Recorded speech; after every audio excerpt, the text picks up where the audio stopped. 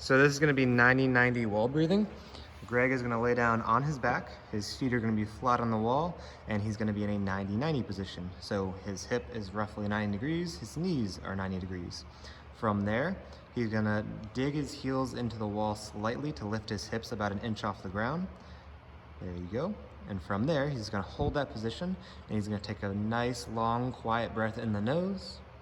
And as he fully inhales, he's gonna then exhale as if he's fogging glass. And he's gonna do that a total of 5 times. So 5 full breaths in the nose, and fog the glass on the way out, while keeping the hips about 1 inch off the ground the entire time. Good, so 5 full breaths.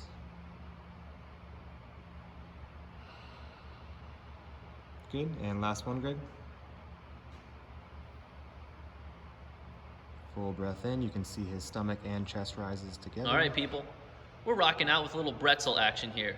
This is an awesome bang for your buck movement here that's gonna loosen up your hips, have your back feeling really good, whole bunch of awesome stuff happening here. So if you don't have a foam roller at home, it's totally cool. You can use a pillow, a dog, your husband, your wife, your kid, whatever. It's all good. But we're gonna use show you with the foam roller here. So what's gonna happen, Tommy is in a side lying position. He's gonna take his top leg and he's gonna get his knee at 90 degrees and he's gonna just place that leg on the foam roller. Now throughout this movement, he's not gonna let that leg drift off the foam roller. So what he's gonna do with his down leg, the leg closest to the floor, he's gonna bend that knee and he's gonna grab his ankle with his top arm. And he's gonna tug just a little bit, and you should feel a stretch on the front of that down leg. His other arm is just gonna gently be placed on his knee. He's gonna look over his right shoulder. He's gonna try to find the turf with his gaze, and he's gonna hang out here for 5 breaths. Big inhale through the nose, big long exhale through the mouth. Again, using that exhale to drive further into rotation.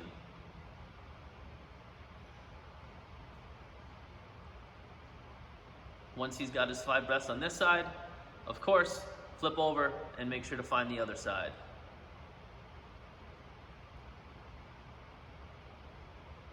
Greg is gonna demo a 90-90 IsoMP. 90-90 means his ankle is gonna be in line with his knee is gonna be in line with the hip. You'll notice there's 90 degrees on both sides, with both ankle and knees and both hips. Now from there, he's gonna take that outside leg, so in his case, his left knee, he's gonna lift that knee off the ground, and as he slowly rotates to the other side, imagine there's a line connecting both knees. We want that line to be as long as possible. We don't want both legs to just swing over. It should be slow and controlled. Let's go back to the other side. One thing to note too is if you need to or want to, if you put both your hands behind you like he is right now, that is a way to make it a little bit easier. If he wants to challenge the movement, Greg, go ahead and lift both hands off the ground. He can go hands off the ground to then add a little bit more challenge to the movement to where he has to work a little harder to control it. Let's go ahead and do 1 more rep to the other side, and we'll be doing a total of 2 per side. So over and back is 1 rep, and that is going to be the end of his 2nd rep. This is going to be a half kneeling active hip flexor stretch. Greg's gonna set up with his front leg. His heel is gonna be directly under his knee, roughly 90 degrees, and his back toe is gonna be digging into the ground. From here, he's gonna make sure he's in a belt buckle to chin position, so our normal tall and tight. And from there, he's just gonna hold. If you're in the correct position with the belt buckle to chin, you should feel stretch through that front hip. So Greg will be feeling this in his left hip on the anterior or the front side.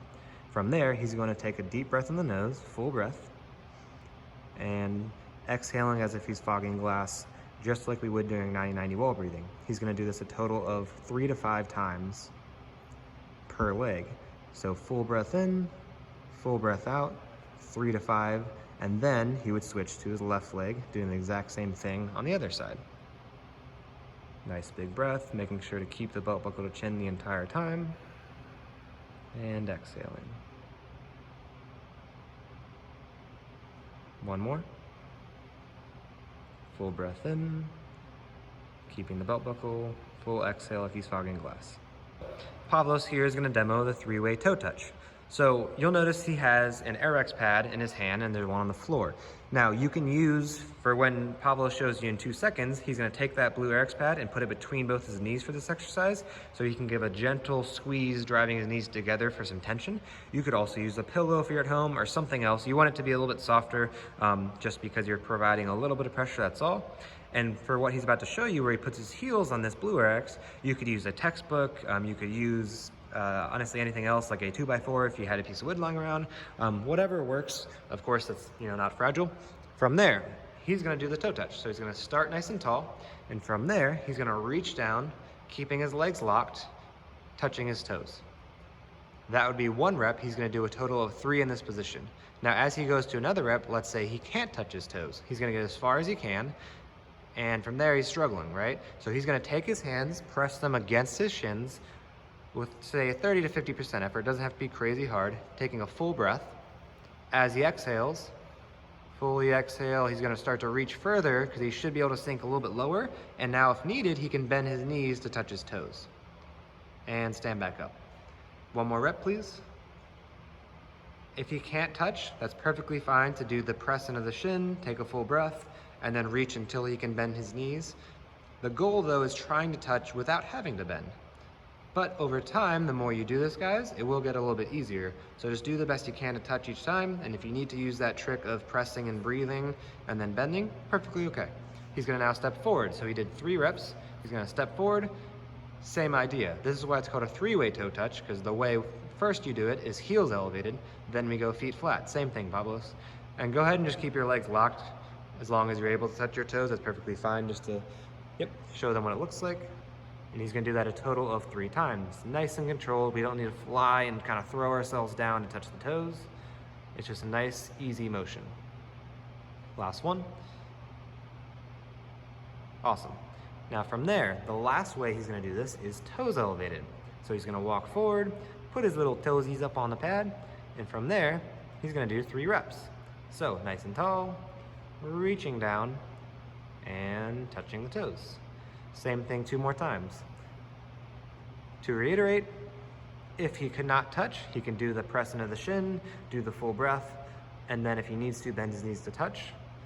So whatever makes the most sense for you guys to be successful with this, starting first with the legs locked, and then if you need to, use it.